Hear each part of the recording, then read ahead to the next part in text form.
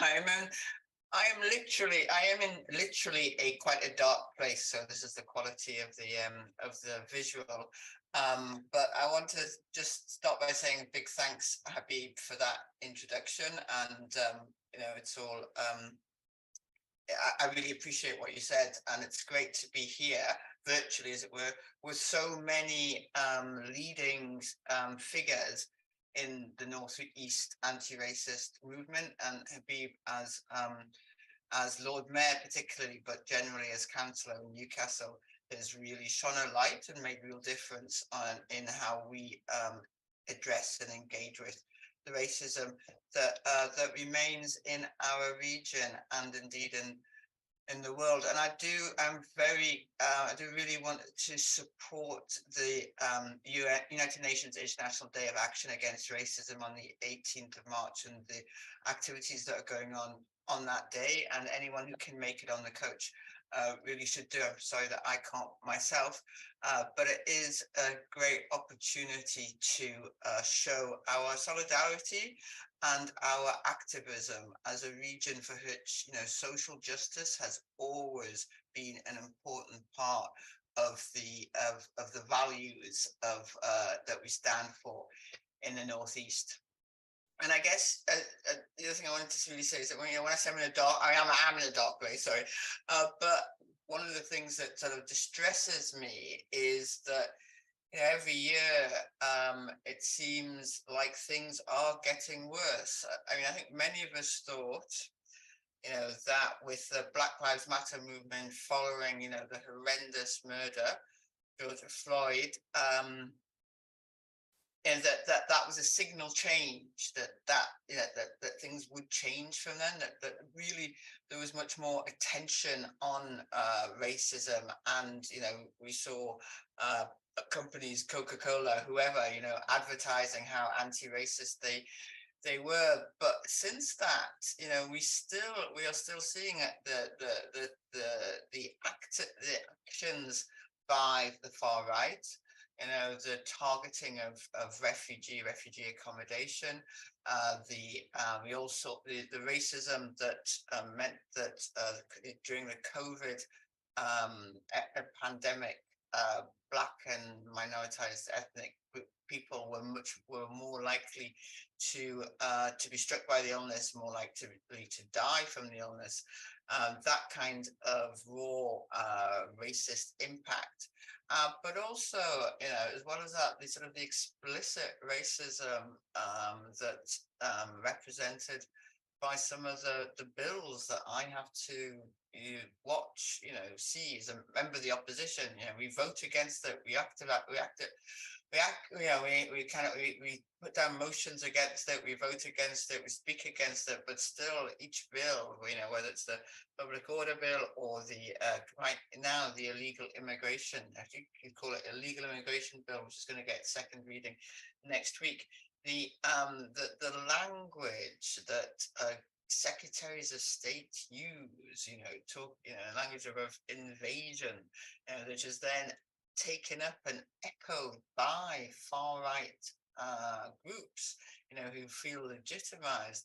I mean, think about the impact that has, not only on refugees, but on everyone of color everyone who has immigrants in their ancestry or in their families, anyone who cares, who cares about the cohesion and of our society.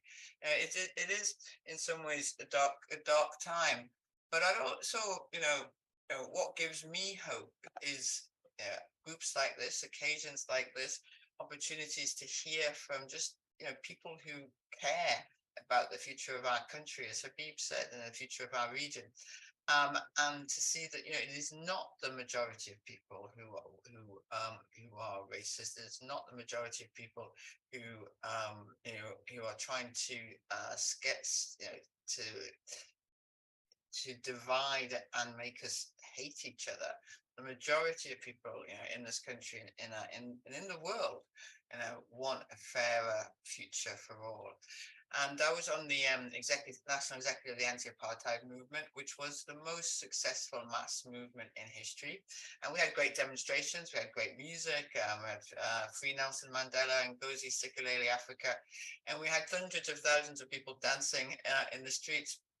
But why that movement worked was not simply because, we protested in huge numbers, though that was very important in showing the level of support, but also because of the other actions that we took around with companies, with politicians, with countries to ensure change.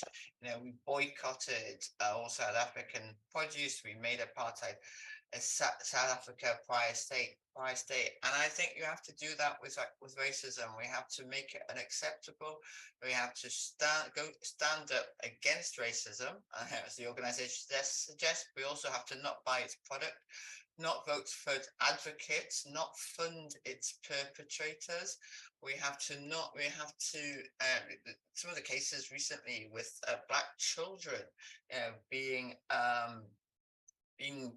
attacked both by the police and by racist groups. We have to stand up and stand against that, and we have to stand up and stand against businesses who refuse to report on their ethnicity pay gap, or who say that they just can't hire enough Black people because there's not enough of us around, or whatever.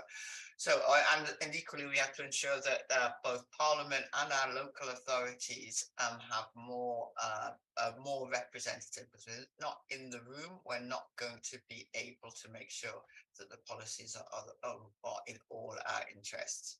But the North East has a long and proud history of opposing racism and discrimination. There is so much more to be done. Progress is not inevitable, but with organizations such as Stand Up to Racism, and with activities and demonstrations such as the UN Day Against Racism, then we can really show that change is on its way, and we can make sure change happens. So thanks so much for giving me the chance to speak, Habib. Thank you, Chi. We do understand that you have to leave at 8 o'clock, so thank you very much for joining. Do stay with us. Don't leave before 8 o'clock. I promise you it does get better. Wait till you get to hear some of the other speakers.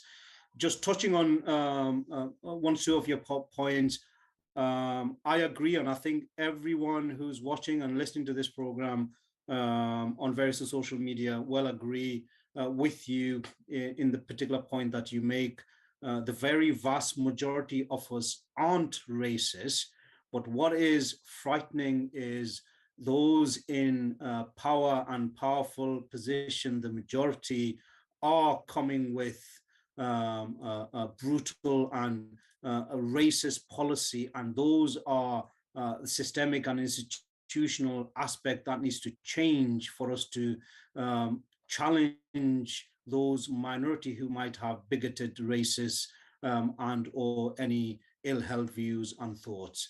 Can I now introduce our next speaker, a very good friend of mine, a strong, very strong woman who has campaigned for decades and decades for social justice, a strong anti-racist activist, Beverly Goldstein of Northeast of England African Community Association and Stand Up to Racism.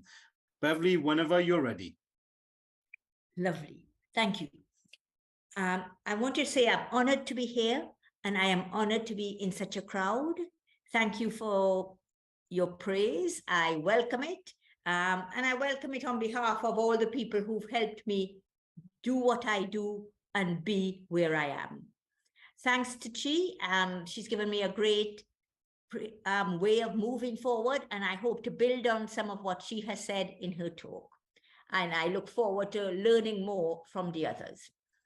I think for me, we're here to discuss the racism, and we're here to discuss and get enough people on that coach and on all the demonstrations and moving against racism. I know that the distinguished speakers following me will give some of the details of the racism, just as she has done, that is occurring presently. What I want to do now is to share, and I'll time myself, so I'm not going on too long, is to share the need and the role of empathic outrage.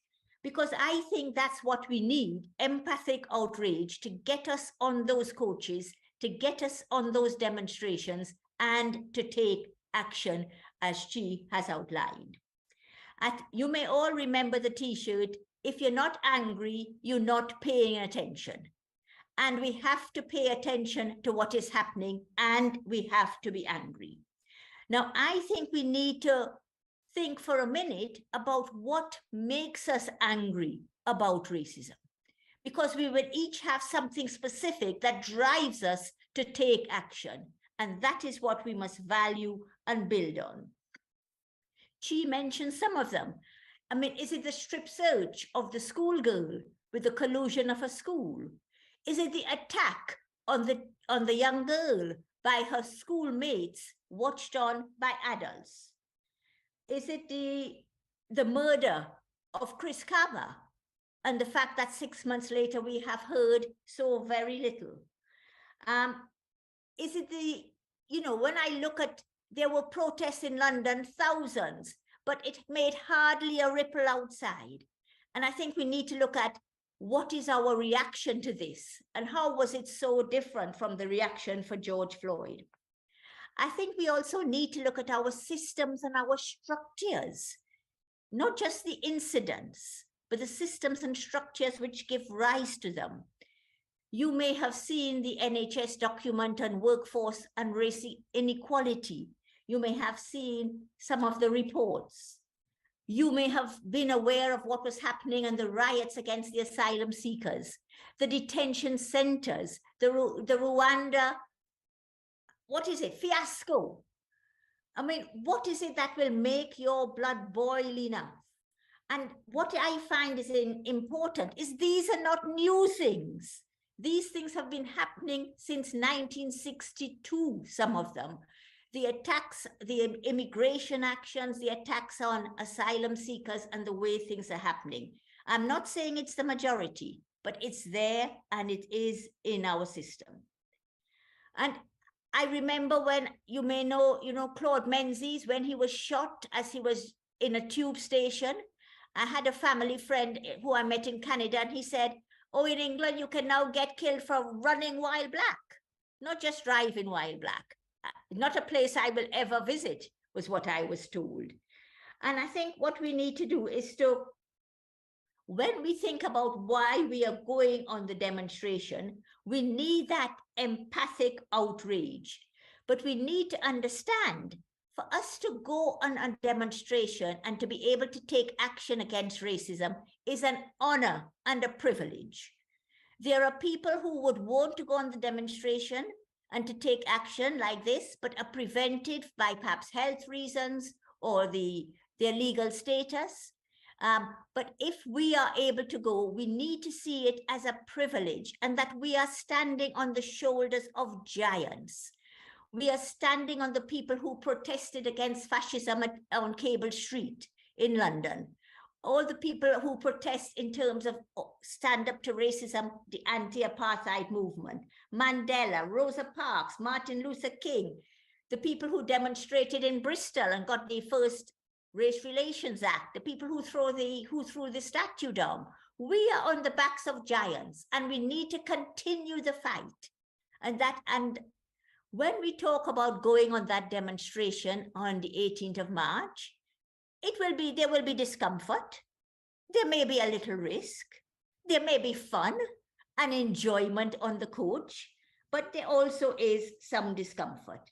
But when we go, what we get is a refueling of that empathic outrage. We are not lone voices. We need to go and know we are one of a crowd. Our going gives that message of support to people who are vulnerable to racism. It gives a message of support to the people there and the people who would want to be there. It gives a challenge to the people who think they are in the majority.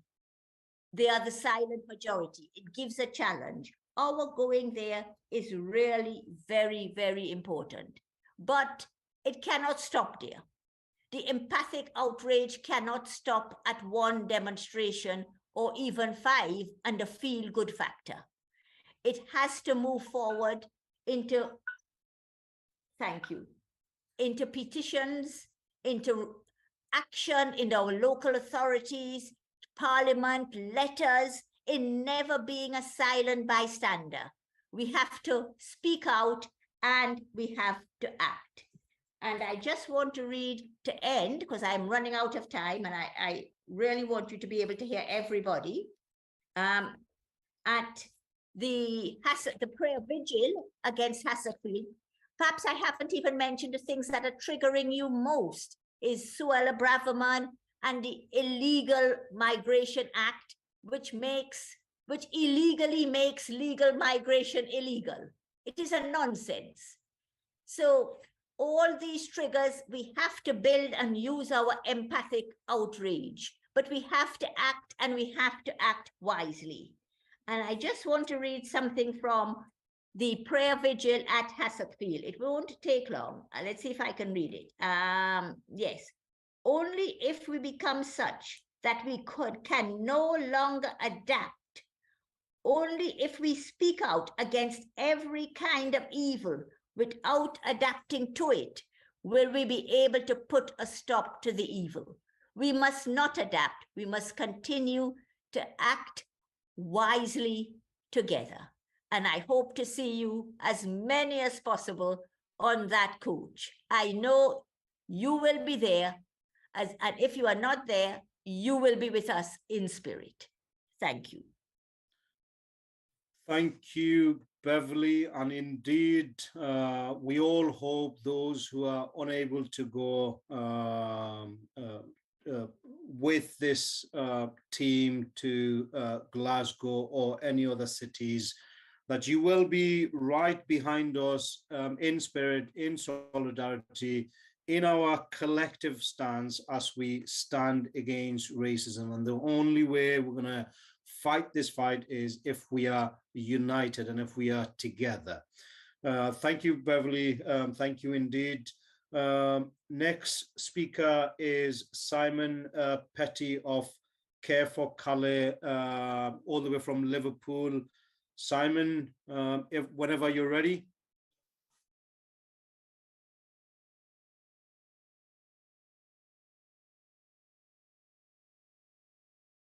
I think you need to unmute yourself, Simon. My apologies. Thank you very much for the invitation to speak this evening. My name is Simon Petty. I'm regional lead for Care for Calais in Liverpool. And so I thought I was being invited, I think, tonight just to talk about my experience and the experience of the residents at the hotel that was the subject of the fascist protest on that Friday night. But I thought I'd start with a big thank you. When Claire Mosley started Care for Calais, she looked around for support, and Stand Up to Racism stood up immediately. And so right from the get-go, Stand Up to Racism has been a peer partner organisation offering fantastic support to Care for Calais. Couldn't be done without you.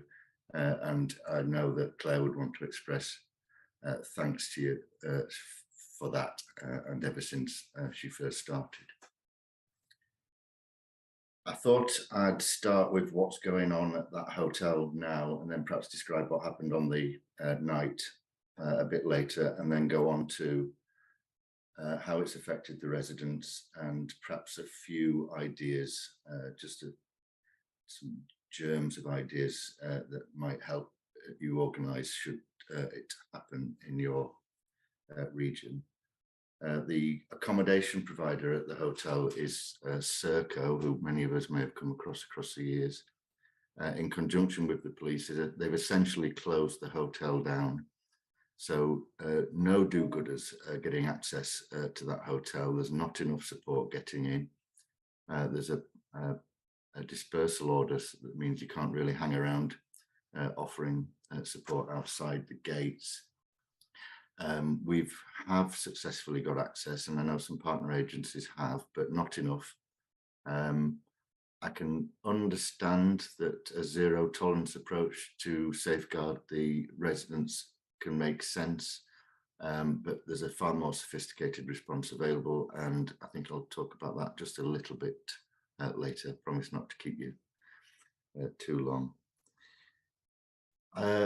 I was involved in a small part in the organisation of the counter protest that happened on the night of the police van being burnt, and a surprising number of local residents and other groups who turned up at the hotel that night to shout their nasty slogans at the hotel. I was involved in making sure that our counter protest was safe. What's my own view, and I expressed on behalf of Care for Calais, but it's a personal view, was that the counter protest should not be immediately outside the hotel. I know there are differing opinions about that, but my concern is that we just do the job for them by making these places nationally famous and therefore a focus. It can be done nearby without the hotel as a backdrop, in my view. What happened on the night was that the police knew where we were meeting before the counter-protest. They'd already got a few fascists at the end of the street, held about 100 yards away from the hotel. But then they the police walked the counter-protest all the way up to the front of the hotel, so that we were within sort of shouting distance of each other. That started well enough, although I didn't like being outside the hotel directly. Some did, some didn't. And as the evening went on, it got to about 7, half 7, we were surprised. I think we were all surprised at the numbers that turned up to support this protest by what ostensibly was sold to us as local residents objecting to some behaviours alleged, not proven, highly disputable behaviours of some of the residents. They were enjoying themselves in the end. So the battle they were having with the police, who were in full riot gear at the end of the road that the hotel's on, was clearly a good night for them. And there were 1 or 2 instigators there who knew how to set a police van on fire. As soon as that happened, the whole night changed. It gave the news all the reasons for their headlines. It diminished the efforts that we'd made to make a counter-protest work, and had got some fantastic numbers, a great coalition of people together in a very short period of time. And we knew the night was lost. It was a bit of a failure, I'm sorry to say, from our point of view. A failure just because it would have been nice to have 1,000 counter-protesters there, whereas they had a few hundred. Failure because it exposes to some danger, and some felt it more than others. These counter-protests have to be safe, and they attempted to encircle us. It became a bit like the Alamo. So the police plonked us in a car park. The rioters were encircling us, fireworks being sent off, and just nasty shouting.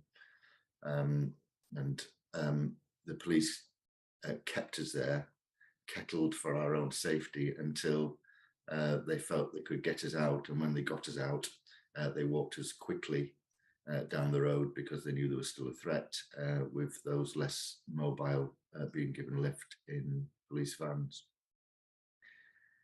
So not ideal.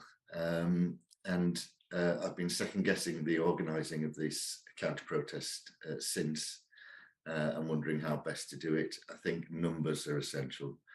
So previous speakers have been talking about getting on the coach and going down to the protest. It's essential that we show us numbers. Love in numbers is as simple as that. The more of us and the less of them, the more isolated they feel and their opinions appear. The residents at the hotel have had a horrible few weeks. And Care for Calais have done, and some fantastic agencies, Share Knowsley, loads of agencies in Liverpool have stepped up to offer as much support as they can for the residents at that hotel. I don't want to trigger, but there's been self-harm, there's been serious mental health issues, there's been assaults locally since. They were running it every other day at one point a week or so ago, and the response of Serco and the police, in my personal view, is just not good enough.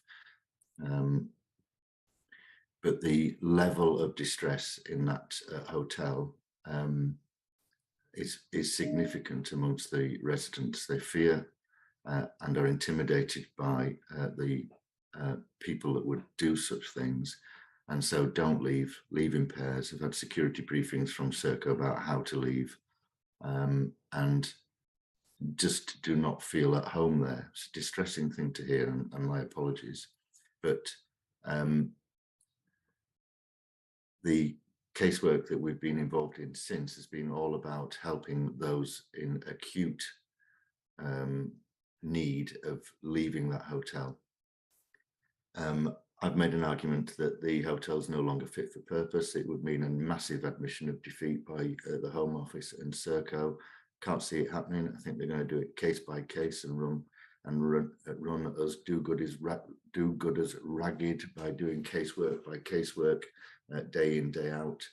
I do know that our lawyers, lawyers that the Care for Calais work with, are looking at how to accommodate transfer residents in the most need, and that's going on as we speak. It's a complex issue, but it's a battle line that Care for Calais and the lawyers have drawn in the ground and are taking on. The access to the hotel is not made any easier by a public dispersal order that was put in place by the police to keep anyone away. One of the ideas I had to suggest to those that might be represented here, represent other groups, is to come up with vetted volunteer lists. So heaven forbid that this happens in your locality, but Serco and the police need to be reassured that those that need access to hotels that might be subject to this can trust that the volunteers are coordinated by registered charities, and getting that up to speed before anything happens might be a good idea. Intelligence is the other thing. So what I was surprised to hear was that the riot that was organised in Knowsley came from an Instagram account. This is Our City, I think it was called, and maybe one other, but not Patriotic Alternative, not any of the usual suspects. And so had that sense that it was from the ground up. We all found that surprising. It was certainly co-opted by the nastier people that we know of. But we were all surprised that it had that sort of grassroots appearance, even though it was woefully ill-informed. So the other thing to counter before it happens will be to intelligence gather, to try and find out what messages are going on through Insta and Facebook, to see where the strength of the feeling is, and to do exactly what Beverly was talking about. I love it, the empathetic outreach. It's not only to the obviously misguided so-and-sos that try and organize these things, but to the community that are made fearful of lies and manipulations. I think that's it, except to say with your counter protests, in my experience, it's best to be safe. Thank you very much.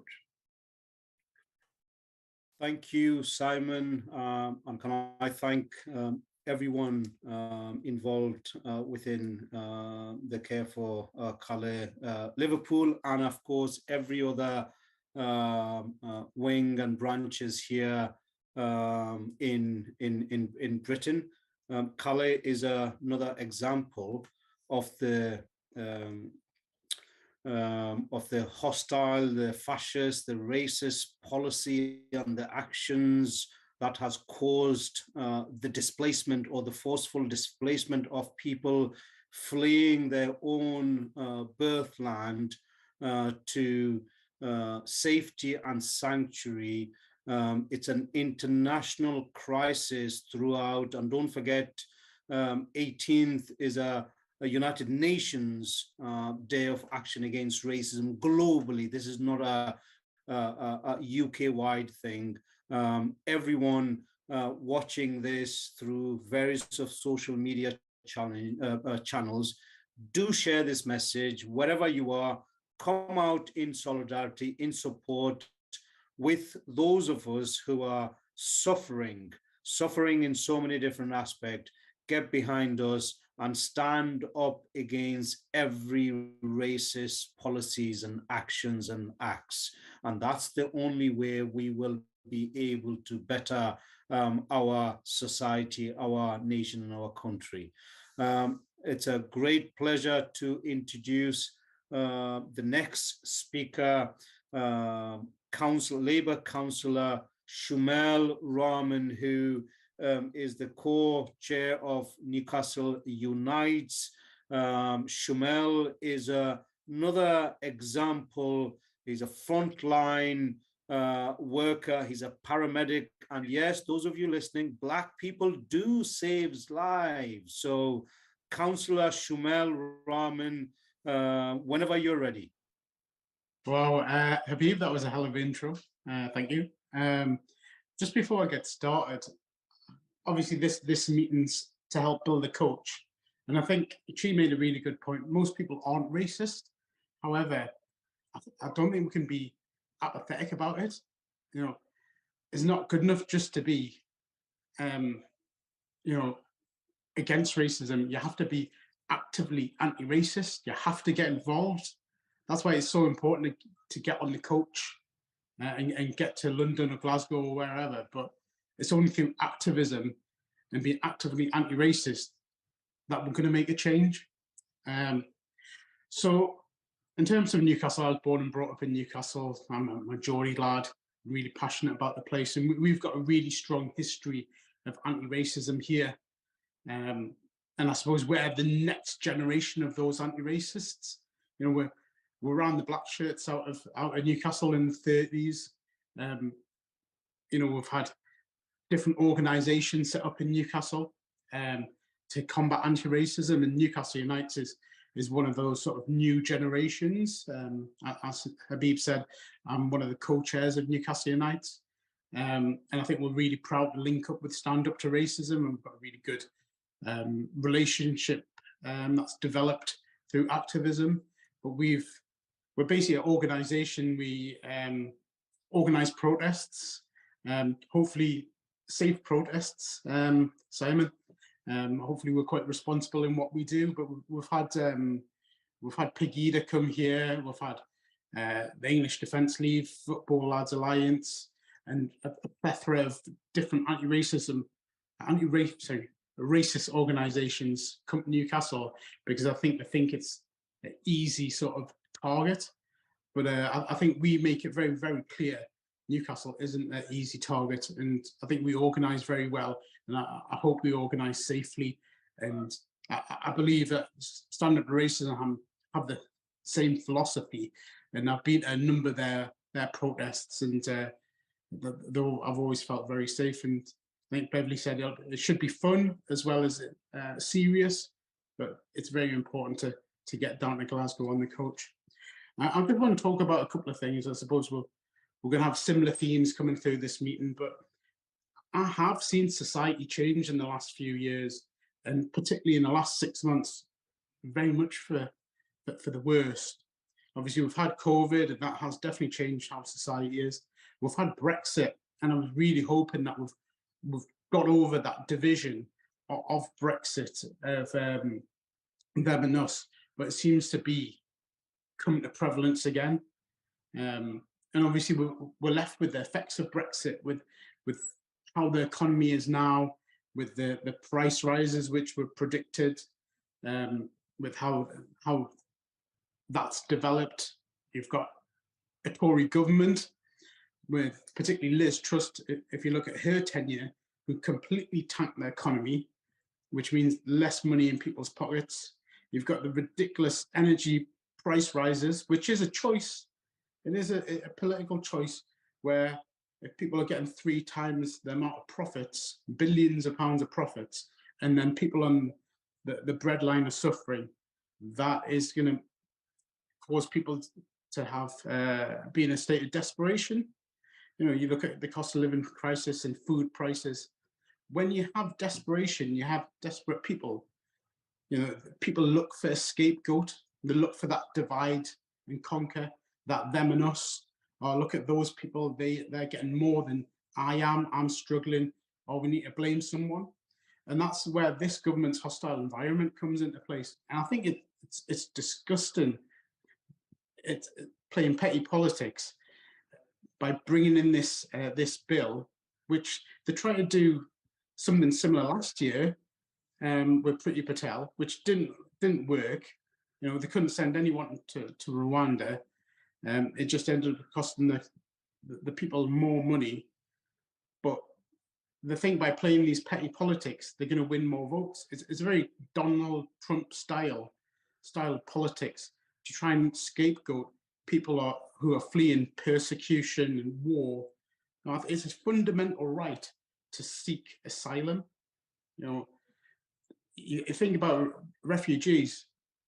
You know, it's a fundamental human right. What sort of society would we be if we didn't accept refugees? You know, what happens if something like Ukraine happens in this country? Where are we going to go? So I think by sort of scapegoating the refugees and asylum seekers, playing that sort of divide and conquer politics, and it's subverting from the truth. And Gary Lineker, who I loved as a footballer, I think he's a great pundit, but he summed it up really well. And for the government to come out and attack him just because he's telling his truth, he's hosted refugees in his own home, and so he's obviously very passionate about it. And for them to attack him, I think that's really pathetic, because I think deep down they know that there's something wrong in their policies there. And I've been to Calais, I've been to Dunkirk. I helped set up a charity called Refugee Biryani of Bananas, which delivered aid there. I've seen how people live in those camps. For the first time I went, I got my car stuck in the mud. And anyone telling me that someone wants to live in those conditions, you'd be absolutely crazy. It's desperation, nothing more. And the tiny amount of refugees that come to this country is minuscule compared to the bigger problems that we have in society. You know, people don't cross on small boats if they're not desperate. They don't live in mud with unhygienic conditions if they're not desperate. And like I said, I've witnessed those scenes in France, but in a professional capacity, I've been in those hotels that we're talking about in Newcastle, in the northeast. And yeah, they're a roof over people's heads, but you know, they're not a great place to live. You and I wouldn't want to live there. You wouldn't really want to live in a hostel. You would want to live in a nice home with your loved ones, with your family, with warmth and love and food and a stable environment. You don't want to really live in those hostile type of environments. So we really need to change our outlook on how we're dealing with refugees and asylum seekers. But obviously racism isn't just about refugees and asylum seekers, but the government are trying to highlight that all of these problems in society are due to that. And I think there's bigger societal problems that we've got that aren't down to refugees and asylum seekers.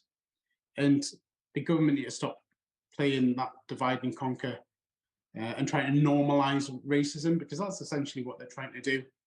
And I think it's only by good people standing up, sticking together, and like I said at the beginning of this conversation, the answer to racism is active anti-racism. So I would, I'll wrap it up there. I think I would urge everyone, even though I can't go, unfortunately, I have been on protest before down in London, Glasgow, but unfortunately I can't go, but I would hope everyone can try and make it.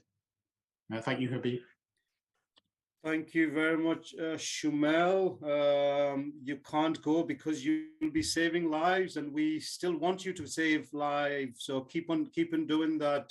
Can I just touch on some of the fantastic message of solidarity that we are receiving on all fronts and various of social media channels?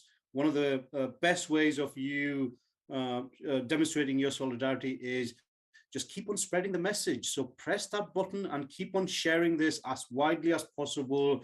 This isn't just about Glasgow, rest of the Britain and Europe-wide.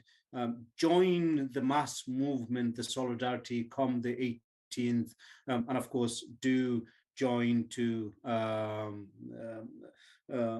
attend the Glasgow. If anybody listening, watching this, wish to go, just put it on the chat message, and wonderful colleagues will pick that up.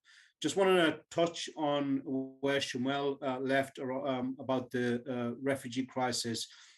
It's not the refugees who created this crisis on themselves. It's the governments.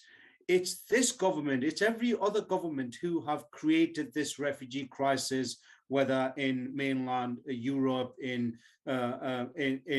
Syria, in Rwanda, your Rohingya.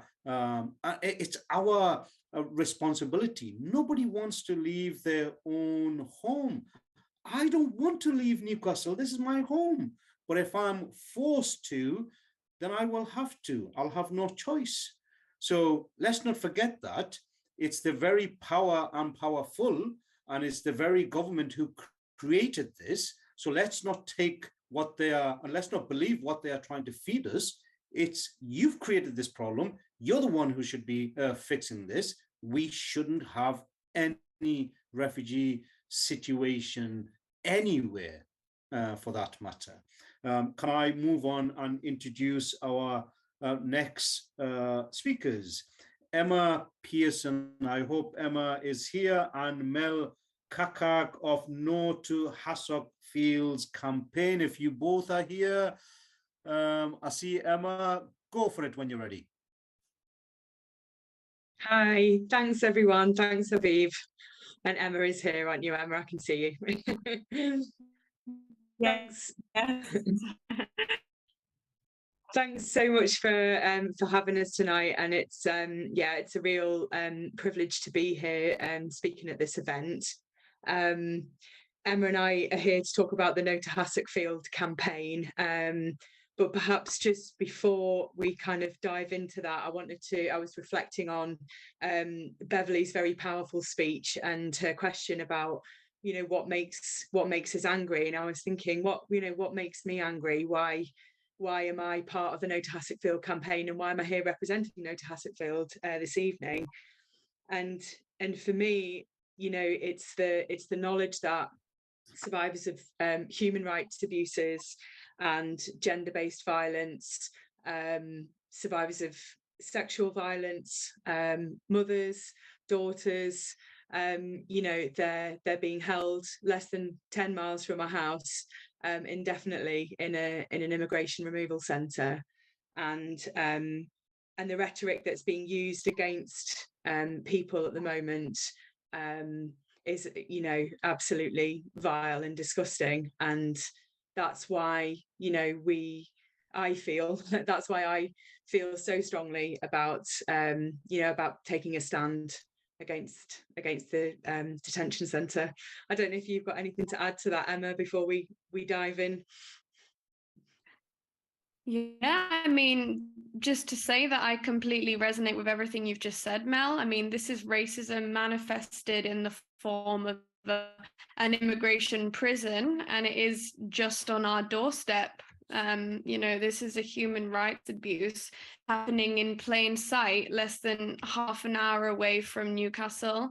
And, you know, the fight against Derwentside, the fight against immigration removal centres, the fight against the Nationality and Borders Act, the fight against the new illegal immigration bill is a fight that is very much situated within the fight against racism. So thank you for inviting us to be here.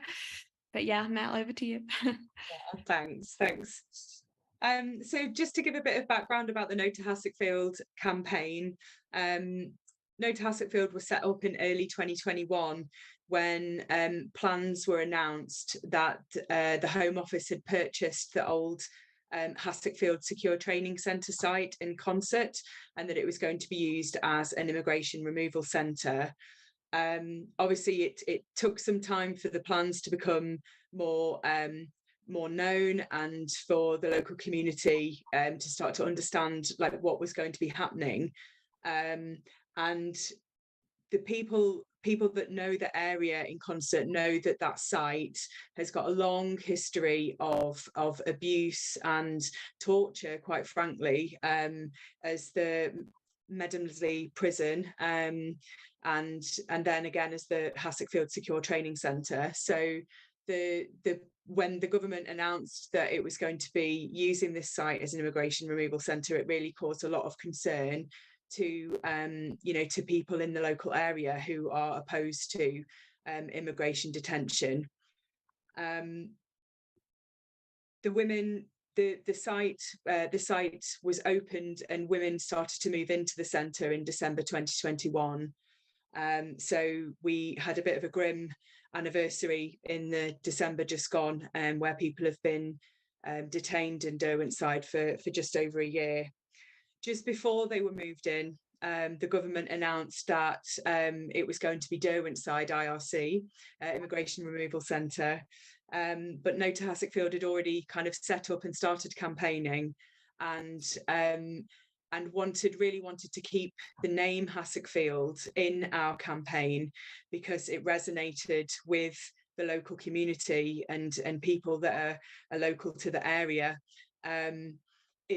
Campaigning against Derwentside as an area of natural beauty wouldn't make a lot of sense to people. So we made quite a conscious decision to keep Hassickfield in our campaign name, but we are referring to Derwentside Immigration Removal Centre. For those of you who don't know, it's in a very rural location. So it's in a village just outside of Concert. And this poses lots of problems for people that are detained there, namely, kind of first and foremost, the long journeys that people have to go on to, arrive at the centre, and how disorientating that is for people not being able to be visited by friends and family. And also the lack of access to services like immigration representation, and reasonable access to healthcare as well. So No to Hassickfield as a campaign, we fight for the permanent closure of Derwentside IRC or Hassickfield. And we do that within the context of an anti-immigration detention and deportation framework. So we're not just people that want to see Derwentside closed and then we'd kind of happily get on with our lives. We are very attached to the national campaign against immigration detention and deportation.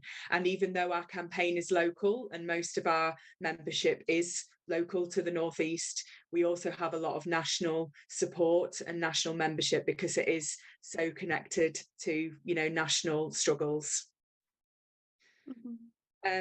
Our aims are to influence public and political opinion, and we do that through social media campaigns, through really regular demonstrations at the site, and we also have done a lot of specific and focused actions around key dates. So, for example, we attended the site on Mother's Day, so just recently, and we took action then. There's obviously many of the women detained at Derwentside are mothers, and we also took action on the 1-year anniversary, and we were there as well to show solidarity on the anniversary of the tragic deaths in the Channel, of all those people that lost their lives. So on key dates, we try and take a stand and show our support and our solidarity to the women that are being detained in Derwentside, but also to everybody that we know is at the sharp end of the government's hostile environment and the racist immigration policies that our government has. We believe that immigration detention has no place at all in a humane and compassionate asylum system. And with our immigration system, lots of people are detained in immigration removal centres indefinitely. So it's not like a prison in the sense that people have an amount of time that they're detained for, and they know that at the end of that time that they'll be released back to their communities. In immigration detention, people are held indefinitely, and they have to tolerate a huge amount of uncertainty as to, you know, when they will be released, if they'll be released, if their detention is going to lead to deportation, or whether they will be able to return to communities and families. And actually, a statistic that we have that is in 2019. We know that 61% of people who were detained in immigration removal centres across the country were actually successful in securing some form of immigration status in the UK. So they were able to regularise their immigration status within the UK. So even people who are of the opinion that immigration removal centres are there to serve a purpose when people are being deported is actually like not accurate information, because the majority by far of people who are detained in immigration removal centres like managed to secure their right to remain here in the UK. So it's actually a very, very expensive and traumatic, abusive, you know, practice of detaining people, basically, when there's on often very spurious grounds as well. Yeah, the UK's hostile environment policies have really, and I'm just drawing on something that that Shamal was saying about our government's policies and our hostile environment policies. That, you know, we're here to talk about racism, and obviously this, you know, our campaign is very much about, you know, immigration and people who are on the sharp end of sort of immigration policies. But what our government's rhetoric is doing is kind of classifying everybody as illegal immigrants, right? So it's not even encouraging us to think about refugees and asylum seekers, or, you know, British people who are, you know, have immigrant backgrounds. It's not encouraging us to think about people in diverse ways. It just, the rhetoric is encouraging us to think about everybody as illegal immigrants, and detention centres and immigration removal centres is a really kind of clear part of that, really. Yeah. Can I just wrap up by just linking this to the 18th, the day on the 18th, just to say that so often the language, the rhetoric, the tone adopted by the local MP, Richard Holden, is fueling hate and racism within the local area. And there is real othering of the women that are placed in Derwentside IRC. They're called criminals, they're called illegals, they're called aliens, and so much of this language is hateful and misinformed and racist. So our fight is definitely your fight, and our campaign is definitely situated within the wider fight against racism.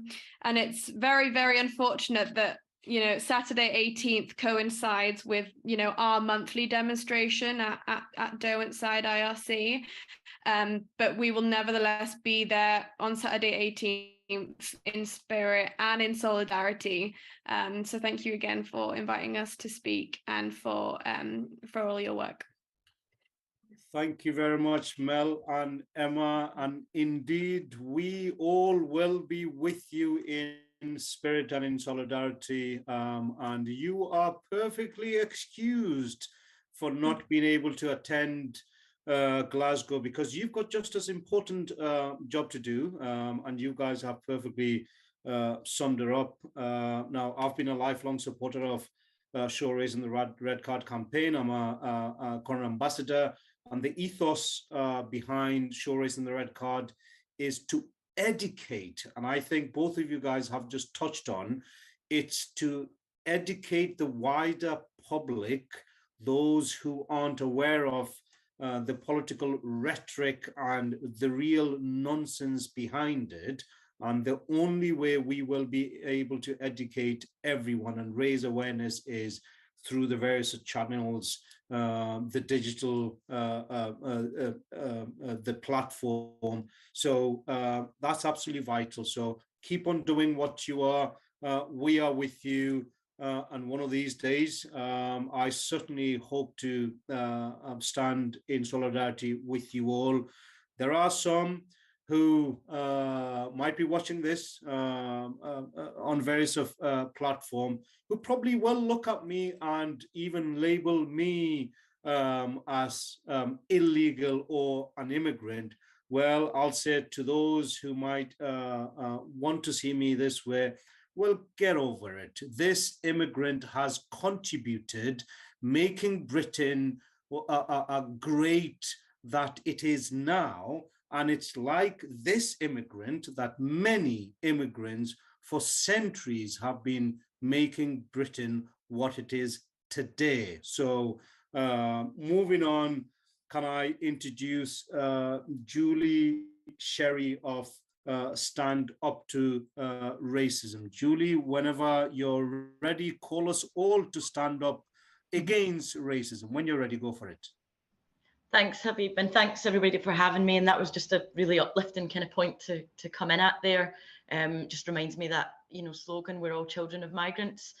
And, you know, we are really, like, you know, my grandparents were migrants that came over from Ireland, you know, around about the turn of the last century. And, you know, I think that kind of spirit of saying that we, you know, we want to defend migrants, but why can't people move around the world and live wherever they want to live, never mind people who are having to flee all kinds of, you know, horrors and stuff that people have talked about before. Today's been, and I just want to say thanks to all the speakers so far as well. It's been, I've learned a lot from people, and it's really good to come and do different meetings around the country and see that in every area there is like so much anti-racist work going on. There's so much that people are organising around. Today was an interesting day because well, for us in the national office to Stand Up to Racism, we had a Twitter storm on today, and we were organising to try and get resist racism trending on Twitter, and to get, you know, leafletings, and to get a huge flurry of activity taking place all around you know, England, Scotland and Wales. And we did trend. So we were very pleased about that, because it meant the word was going out wide. But it was a slight peculiarity of how ridiculous some of the news today was, that we trended under the sports section, because we trended alongside a lot of people who were tweeting out to say that they stood with Gary Lineker and his condemnation of the government's latest policy. And, you know, it just made me think how ridiculous it is that you have a situation where, you know, even the title of it, the Illegal Migration Bill, is quite apt, because it actually is breaking international law. The policy that they're bringing in is running right through the middle of the International Refugee Convention, of like refugee rights and human rights that are enshrined in international law. I think Suella Braverman herself had to actually admit, she said that, I'm unable to make a statement that in my view the provisions of the Illegal Migration Bill are compatible with the convention rights, but the government nevertheless wishes to proceed with the bill anyway. So actually it's a good name, the Illegal Migration Bill, because what they're doing is illegal. And you know, the fact that all the news today was focused on this attack on Gary Lineker for speaking out about the racism of that bill and the dangers of it. just you know, sums up the problem of this kind of racist narrative that's been pushed from the top. You know, the news should have been about how appalling and racist and you know, anti-human rights this legislation is. This is cutting through you know, international legislation that came out of the aftermath of the Holocaust and the Second World War about making international law that people could flee. You know, so the idea that Lineker was being attacked on that front, I think, was just, you know, ridiculous coming from the government figures that were doing it. The real story is the horror of the policy, and it's just another, it's, you know, people have talked about it already in the meeting, but it's just another example of how hell-bent this cabinet, and, you know, there's been so many different cabinets in the last couple of years of the Tory government, they've been mired in so many scandals and crises. This cabinet and the ones before it are absolutely hell-bent on intensifying the racist hostile environment. We went, you know, going back to this time last year, we had Priti Patel trying to push through this pushbacks policy around the small boats in the Channel, which would have been a completely murderous policy like the rest of them, because it's, you know, it would be about literally trying to drive back people who are trying to seek safety in the most devastating conditions that nobody would choose to put themselves in if there was safe passage. And so Stand Up to Racism has been really proud to work alongside the PCS Union and Care for Cali to support the safe visa policy, the safe passage visa policy that they're pushing forwards, to say, look, if everybody's worried about these the dangerous situations of small boats, well, we agree that it is very dangerous that people are having to travel in this way. Why don't we give safe passage visas for people and enable, open up safe passages for people to come and seek asylum and exercise their human right to seek asylum here? That doesn't mean they have to use the small boats. So there are things that could be done, but it's not about that, of course. It's about the politics of divide and rule. It's about scapegoating. It's about racism. And so we saw the PCS Union's legal challenge defeated that policy that Patel had, but then they came back with the Rwanda plan. And, you know, we saw huge, and we're part of huge opposition around the Rwanda plan. The first scheduled flight was grounded. What a brilliant moment that, you know, amidst the kind of mass protest that took place, lots of different groups, lots of different anti-racists in different ways coming together and fighting that policy. There's yet to be a deportation flight to take off that takes people to be deported to Rwanda. But at the same time, you know, we haven't defeated that policy yet, and that's something that we have to continue to fight on. You know, we've seen all the waves of immigration raids and the resistance that they've provoked. I'm actually from a place called Kinmuir Street in Pollokshields in Glasgow, and I'm just sat around the corner from there now. And in 2021, we had the absolutely fantastic day where the whole community came out and stopped two of our neighbours who'd actually lived in the community for over 10 years. You know, who'd been, dawn raided, which was a tactic that we've defeated before in Glasgow, and people can follow the story, the Glasgow girls and so on, of how that was defeated. People going around the high-rise flats from door to door and setting off, you know, chains of alarm to make sure that people knew when the dawn raids were coming. This is like an incredible testament to the agency and the organisation and the collective solidarity that ordinary people have and anti-racists can build in Britain. And that's what happened in Kinmuir Street on that day. And we saw examples following that in Edinburgh and Hackney and Peckham, in Chorlton, where immigration raids have been, you know, have actually been stopped. That was an absolutely fantastic day. But we know that, you know, the attacks are coming thick and fast. You know, one of the things that was really shocking was that little play out of events that took place towards the end of last year, where you had the exposure of what was happening at the Manston Detention Centre, the absolutely horrific, inhumane conditions. And it's just one example, isn't it? You know, people have described in other places, just, I mean, even to be honest, if you aren't overcrowded, the idea that you're locked up and that you're kept away and that you're living in that kind of traumatic situation after you've already gone through so much trauma is awful anyway, in the way that other speakers have described. But the Manston situation was like, you know, just there were diseases that aren't really in circulation and so on that were people were taken ill to because they weren't getting medical treatment. You know, it was absolutely appalling situation. Within the course of about a week and a half, I think you had this exposure. You had Another absolutely horrific and avoidable set, you know, I think it was 32 lives lost in the Channel around about that time. And this was the story that both the British and the French authorities had been had known about it for 11 hours. 11 hours of people desperately trying to survive. That, you know, 32 lives lost there. And later this week, Suella Braverman comes out, just as that inquiry had come out, and as Manston had been exposed, and called, you know, refugees an invasion. So when we think about the response of Braverman and others to what Gary Lineker actually said in his tweet, which was that it's a immeasurably cruel policy directed at the most vulnerable people, in language that is not dissimilar to that used in Germany in the 1930s. You don't just have to take Gary Lineker's word for that. You can also look at the fact that there was an open letter by Holocaust survivors who made a similar argument around about that time. And lo and behold, you know, in the midst of all that, and in the midst of Suella Braverman's comments that, you know, whipping up that hatred, you know, basically speaking out, taking a megaphone and speaking out to all the racists to give them confidence and so on.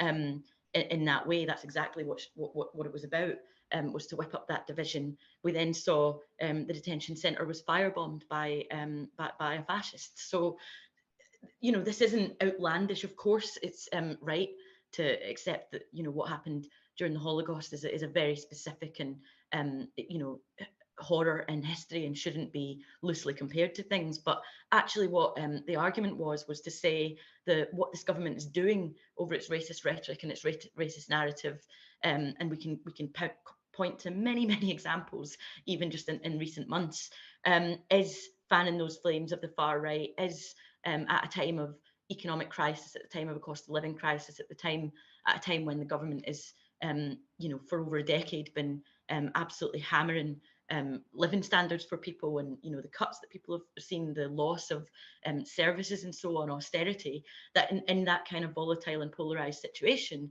if you have a top-down argument coming out on all the news from leading politicians that is blaming migrants, that is demonizing refugees, that is taking away their humanity, that is feeding into this racist narrative and fear-mongering, then yes, you are going to see forces like, you know, fascists in the far right trying to organise inside of that, and that's exactly what they're trying to do.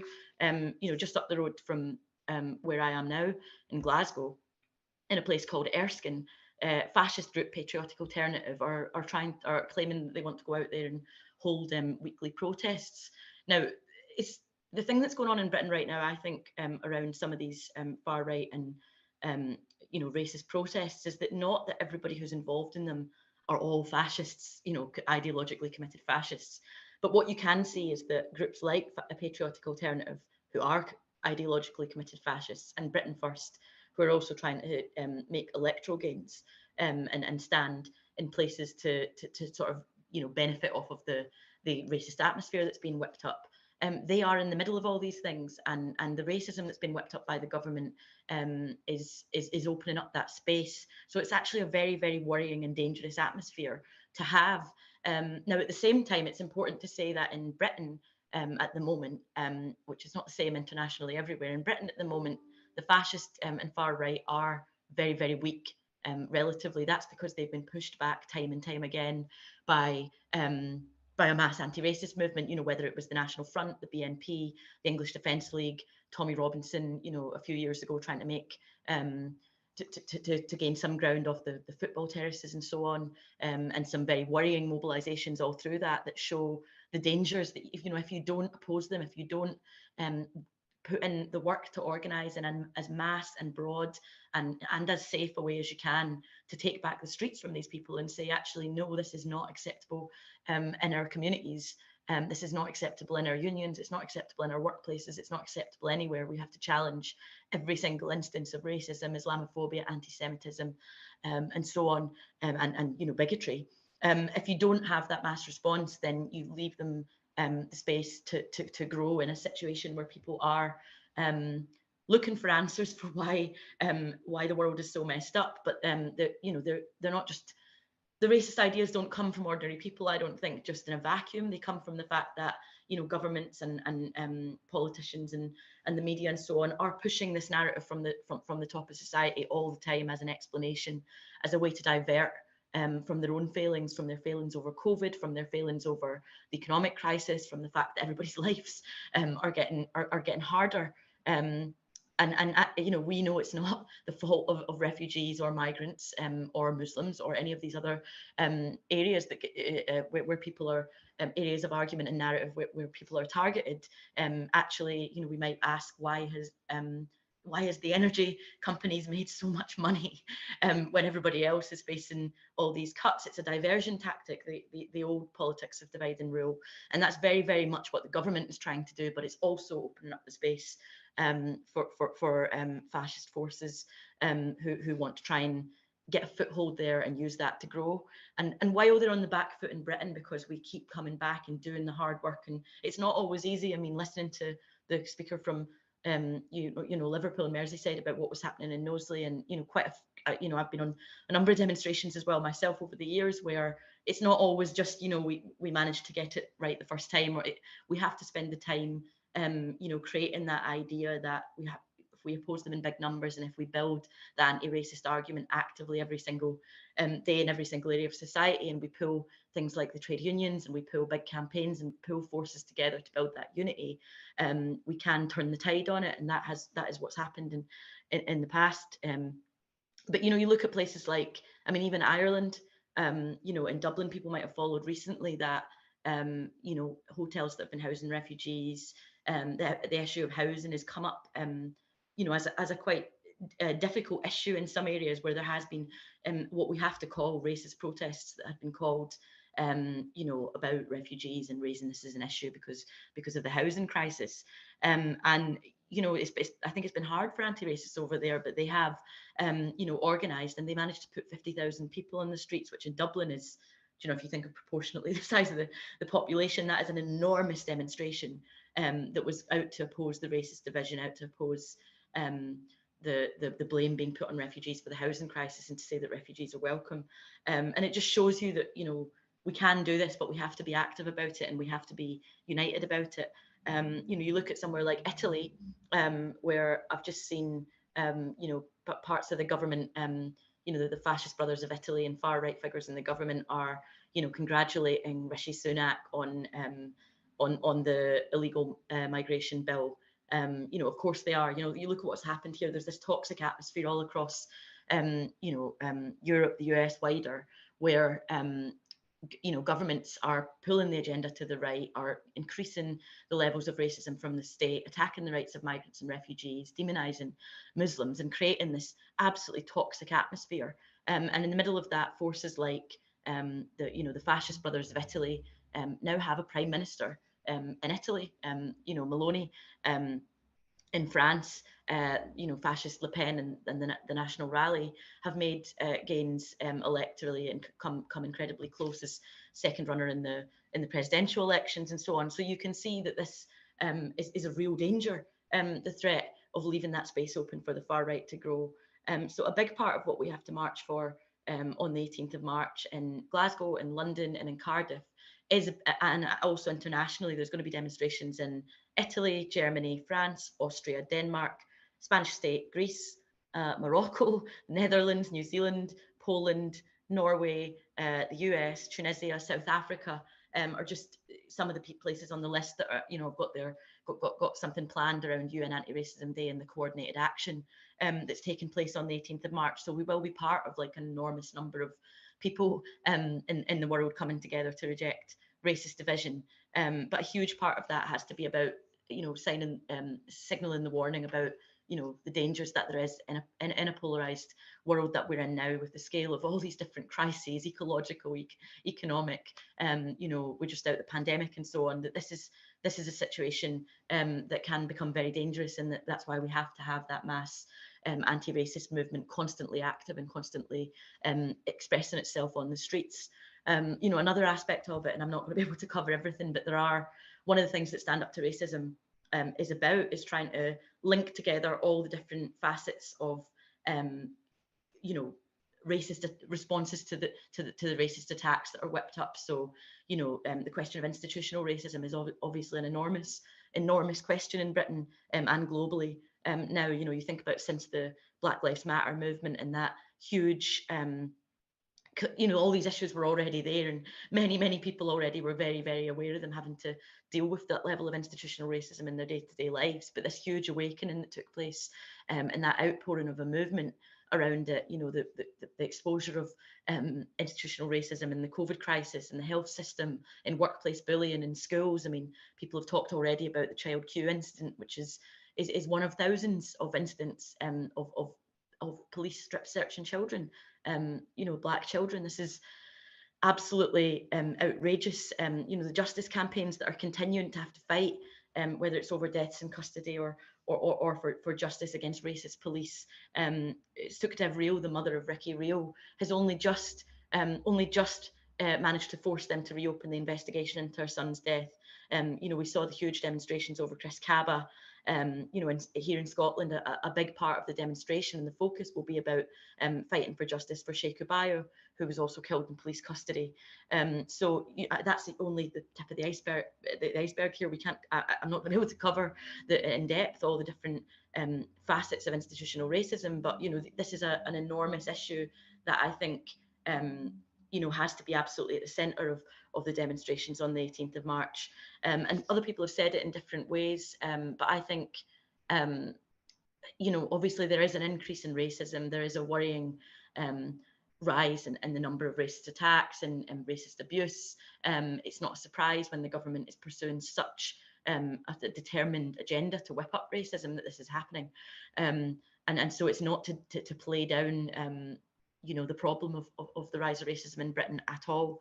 But, you know, I think we have to keep remembering, whether it's moments like today, where we saw the huge response of anger around the illegal immigration bill and the attacks on Gary Lineker, who was condemning it, or whether it was around when footballers took the knee and faced all that racist abuse and there was a huge outpouring, or whether it was Black Lives Matter or any of these issues. Actually, you know, there is an anti-racist majority in Britain, and we have to. It's our job to mobilise that. It's our job to put that out on the streets. It's our job to try and fight as active anti-racists to get as many people who possibly can to be taking part in whatever way they can on the 18th of March, and drowning out as much as we can, and countering and providing an alternative and giving confidence to every anti-racist and taking the confidence away from the racists to create that division. So yeah, I think we've got an enormous fight on our hands. I haven't been able to cover all the different aspects, but I think you know, when we look at the new illegal migration bill, that is just another sign that you know, these attacks are going to be coming thick and fast. This cabinet, this government is determined to use racism as a central plank of its agenda to get through all the other attacks that it wants to launch on people, and continue to see a situation where the rich are getting richer and the poor are getting poorer, and everybody's you know, blaming the wrong source. And you know, I just keep thinking back to that day in Kenmure Street, because it really was one of the best days of my life. It was like, it's, you know, it's the area I grew up in. It was Eid on that day. It's an area with a very big Muslim population living there, and a very multicultural community. And you know, to see the response that within minutes there were dozens of people out surrounding the van. Within, you know, an hour there were hundreds. By the end of the day there were thousands of us. And you know, the police were lined up every back street. You know, there was something like 27 police vans that came into our community that day on Eid, when people should have been able to celebrate and so on. And took over, locked down our community essentially. And there was this deadlock around this van, but people just kept coming from all parts of Glasgow. Support was pouring in internationally. People just refused to move. And you know, at the end, when the police eventually had to back down, they said, right, okay, that's okay, thanks everybody. What we're going to do now is we're going to drop the two men who were actually Sikh, you know, they weren't Muslim or celebrating Eid that day themselves. We're going to take them up to the mosque, because the mosque had decided that this would be a good sanctuary for them to come into, which came out of the community. And the police said, right, so you can all disperse now, and we'll escort them up to the mosque, and the whole community just went, I don't think so. Why would, you're the people who've kept them locked in a van for the past 7 hours here, with barely even getting access to water and so on. We're not going to let you take them up. And we basically drove the police out the area, and the thousands of people marched up our neighbours, and they went into the mosque to have a meal and so on. And there was just this incredible feeling of elation, of what the power of people coming together can do in that way. And I think that's something that we have to do in every single town and city. We have to think about all these different policies and these pieces of legislation that the government is pushing through. We have to make them unworkable, and we have to make them impossible for them to implement, and we have to fight